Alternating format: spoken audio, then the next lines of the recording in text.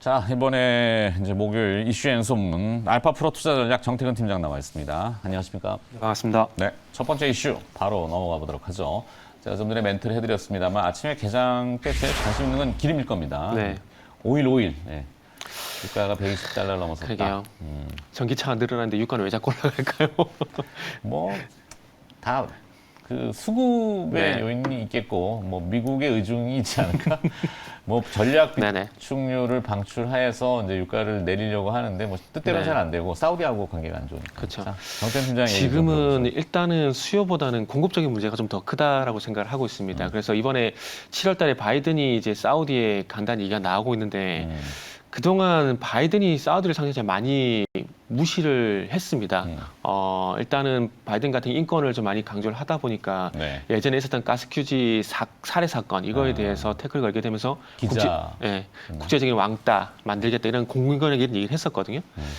그래서 그렇게 되다 보니까 또 이제 사우디 쪽으로는 그렇게 스탠스를 잡아가고 있고 그리고 또 이란 쪽 같은 경우는 핵협상을 진행을 하게 되면서 사우디하고 이제 미국이 완전히 사이가 틀어지는 그런 계기가 돼버렸거든요. 네.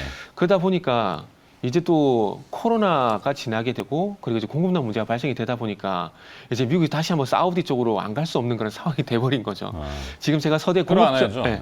서대가 제가 공급적인 문제가 크다라고 좀 말씀드렸는데 지금 어쨌든 러시아를 제재를 하게 되면 러시아에서 이제 그 출발을 하게 되니 원유라든지 천연가스라든지 이게 좀 부족할 수밖에 없는 부분들이거든요. 그러니까 공급을 줄여버리게 되면은 수요가 늘지 않더라도 당연히 공급난 문제가 발생될 수밖에 없는 상황입니다. 그러다 보니까 사우디를 좀 배제를 하고 이란을 좀 끌어들인 다음에 이란이 어떤 그 원유 수출 증가 이런 부분을 통해서 조금 활로를 좀 마련을 하려고 했는데 그게 제가 볼 때는 바이든이 좀 뜻대로 안 되는 것 같아요. 네. 그러다 보니까 이제 자국 내에 물가도 올라가고 그리고 또 중간 선거가 예정이 되는 상황들 속에서 결국 인권보다는 경제를 선택하는 것이 아닌가 이렇게 좀 봐야 될 것 같은데 그러다 보니까 이제 사우디에 날아가서 이제 빈살만 왕세자를 얼마만큼 잘 달랠 것인가 그러면서 이제 사우디가 증산을 유도를 하게 되고 그러면서 1차적으로 이 더 유가가 더 올라갈 것이라는 건 심리를 좀 제어해야 되는 그런 시기가 좀 왔다라고 생각이 듭니다.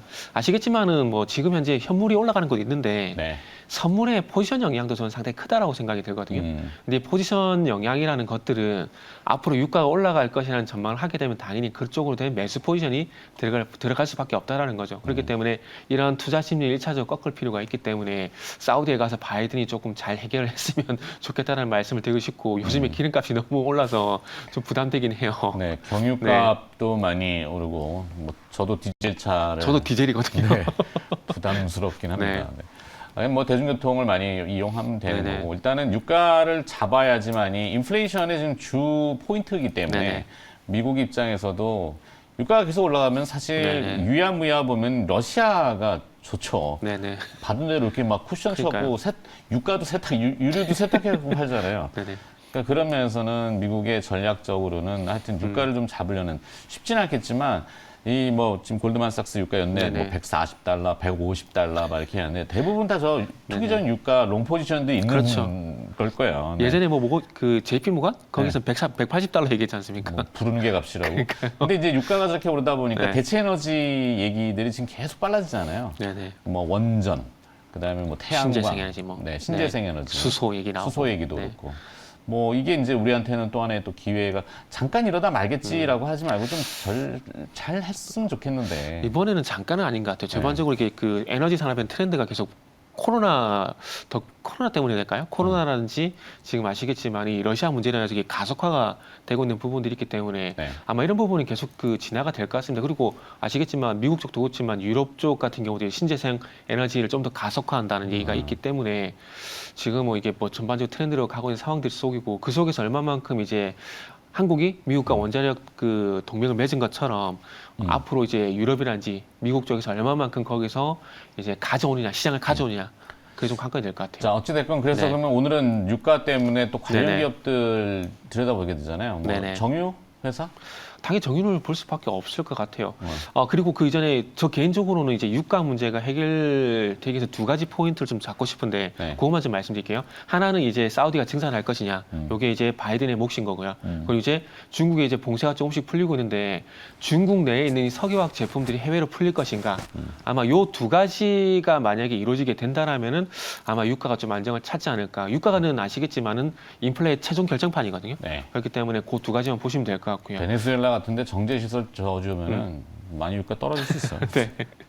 자, 그래서 그리고 그런 부분도 저는 오히려 있고, 이 유가가 올라가면서 이제 어제 한전이 조금 네. 약간 들썩이긴 했는데 네. 뭐 원가 연동제를 하면은 네네. 사실 계속 지금 적자잖아요. 네네. 뭐 6월 말에 이제 전기료에 대해서 뭐 논의를 한다고 합니다만 네네. 한전 같은 거 기업도 한전 얘기하면 제가 좀 가슴이 아픕니다. 제가 아, 주주거든요.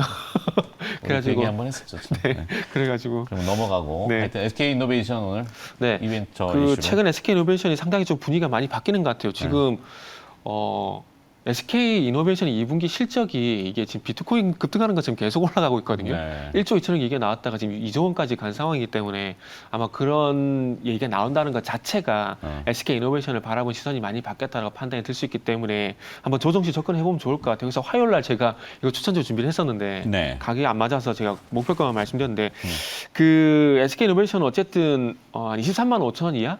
까지 좀 조정을 좀 기다렸다가 매수를 하시면 좋지 않을까 좀 생각이 들거든요. 그래서 이게 지금 차트를 보시면 아시겠지만 최근에 상당히 급등이 있었고요. 그리고 전일 또 거래량이 좀 줄어드는 현상이 나왔기 때문에 아마 일시적인, 그러니까 추세가 꺾인다라기보다는 좀 일시적인 조정이 나오지 않을까라는 생각에 추격 매수보다는 좀 조정을 기다리자라고 말씀드리도록 하겠습니다. 좋습니다. 자, 두 번째 이슈로 바로 빨리 넘어가 보도록 하겠습니다. 어떤 이슈를 또 포착해 오셨는지. 자, 어제 시세의 굴곡이 좀 심했던 카카오페이. 카카오. 네. 네. 정권이 바뀐 다음에 색채가 굉장히 좀 달라지는 회사 그룹 집단이 아닌가. 네. 문재인 정부 시절에 상당히 호황을 누렸던. 네네. 뭐 이렇게 얘기하면 안 돼요. 카카오는 아니라 그 비대면 호황. 비대면 호황. 예. 비대면 호황. 근데 참 공교롭게도 카카오페이가 어제 이제 네. 블락 딜레이가 있어서 장중에 네네. 뭐 15%인가 뭐 급락을 하는 것 네네. 같은데.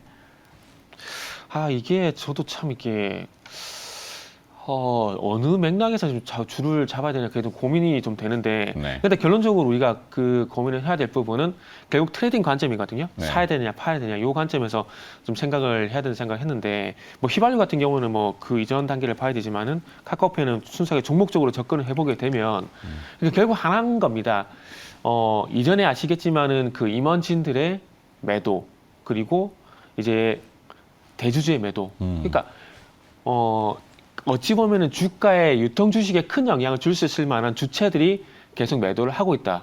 그러면은 투자자 입장에서는 이런 매도가 어쨌든 나오고 있는 상황들 속에서 매수하기가 제가 볼 때는 좀 쉽지 않을 것 같다는 말씀 좀 드려야 될 것 같아요. 네. 지금 어쨌든 뭐 카카오페이 회사 측에서 어쨌든 반박 보도를 하긴 했지만 그렇다고 하더라도 지금까지 어떤 과정을 봤을 때 과연 투자자들이 이거를 100% 신뢰를 할까? 그런 문제 접근해 보게 되면은 아직까지 불안한 감이 분명히 있다라고 볼 수밖에 없거든요. 그렇게 본다라면 앞으로 알리페이 그 일대 주주가 1대 주주 맞나요? 2대 주주인가? 하여튼 죄송합니다.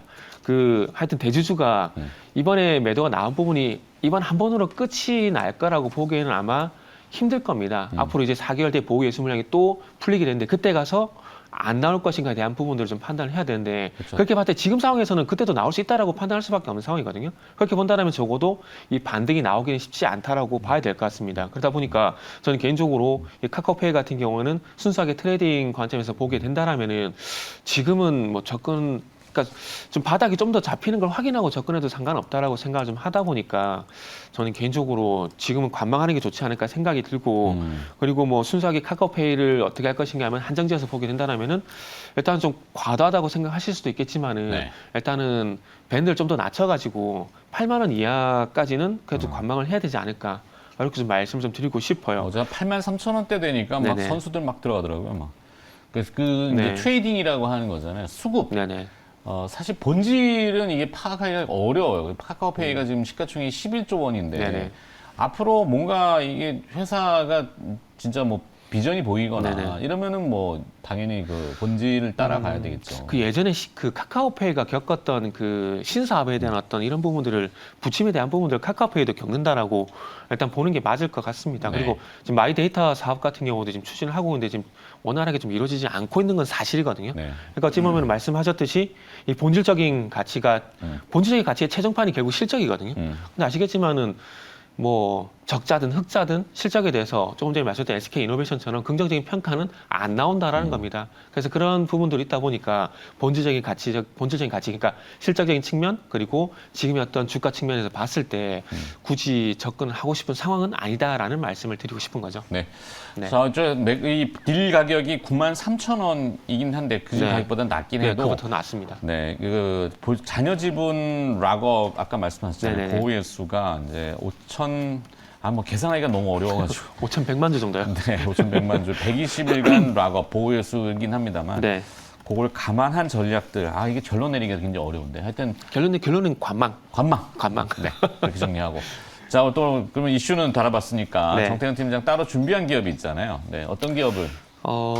그 최근에 제가 그 배터리 소재 같은 경우에 좀 더 원초적으로 양극재, 음극재보다는 뭐 전구체나 이쪽으로 좀 관심이 있는데 그러다 보니까 그와 관련돼서 이녹스라는 기업이 이녹스. 좀 눈에 들어오더라고요. 그러니까 음극재 어떤 소재를 할 수 있는 규소 파우더, 그러니까 실리콘 파우더, 네. 여기에 좀 포커스를 좀 맞춰봤는데요. 일단 아시다시피 이녹스가 TRS라는 자회사가 있습니다. 그래서 이 회사가 현재 이번 달부터 규소 파우더, 그러니까 실리콘 파우더를 이제 본격적으로 생산을 시작을 합니다. 이제 한 연간 1,200톤 정도로 한 40만 대 전기차에 공급할 수 있는 양이라고 하는데 일단은 그러면 음극재 얘기를 또 안 할 수가 없는데 그 아시겠지만은 기존에 있는 음극재 같은 경우는 실리콘 음극재가 아니라 흑연 음극재라고 좀 보시면 될 것 같아요. 그래서 이 음극재의 원료가 되는 게 규소 파우더, 실리콘 음극재 이런 부분들이 있는데 이 파우더라는 게 있는데 잘 아시겠지만 일단 양극재 얘기를 먼저 하게 되면은 지금 양극재 같은 경우는 아시겠지만은 뭐 에코프로비움도 그렇고 이제 뭐 LNF도 그렇고 하이니켈 쪽으로 이제 가고 있는 상황입니다. 네. 그러니까 하이니켈 쪽으로 가게 되면 장점이 뭐냐면 리튬을 많이 품을 수가 있다는 거죠. 그러면 리튬을 많이 품게 되면 장점은 이 주행거리가 늘어나게 된다는 거죠. 지금 잘 아시겠지만은 전기차 최대 주행거리가 이제 500km에서 전에서 왔다 갔다 하고 있는 상황이거든요. 근데 앞으로 이 주행거리를 아마 더 늘리고 싶을 겁니다. 그러기 위해서 그러다 보니까 지금 하이니켈 쪽으로 진행을 하고 있고 그러다 보니까 하이니켈 배터리가 이제 주로 되고 있는 상황인데 그러면 이 중요한 것이 이제 이 고 하이니켈을 통해서 양극재 성능이 올라가게 되면은 양극재만의 문제가 아니라 음극재도 어쨌든 그런 성능이 좀 받쳐줘야 됩니다. 그러니까 무슨 얘기냐면은 음극재의 어떤 성능도 향상이 돼야 된다라는 거죠. 그러니까 양극재만 올라가는 것이 아니라 음극재도 받쳐주게 되면서 리튬이 좀 더 많이 왔다 갔다 하게 되면서 이 성능에 대한 부분들이 업그레이드가 필요하다는 거죠. 그런데 제가 서두에 말씀드렸듯이 기존은 그 흑연 음극재라고 좀 말씀을 드렸는데 이걸 그 실리콘을 좀 첨가를 하게 되면은 이 성능이 좀 올라가는 효과가 좀 있습니다. 네. 그러니까 무슨 얘기냐면은 탄소 같은 경우에는 원자 6개당 리튬을 1개 정도 수용이 가능합니다. 그런데 실리콘을 또 첨가를 하게 되면 어떤 효과가 발생되냐면은 실리콘 같은 경우는 5개 원자당 22개의 리튬을 수용을 할 수가 있거든요. 그러니까 리튬을 좀 더 많이 수용을 할 수 있다는 것은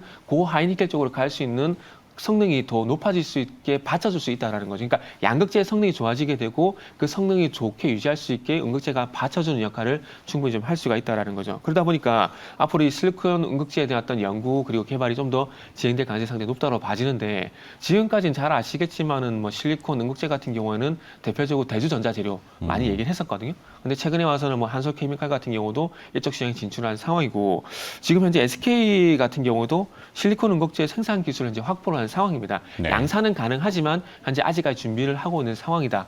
라고 보시면 될 것 같고요.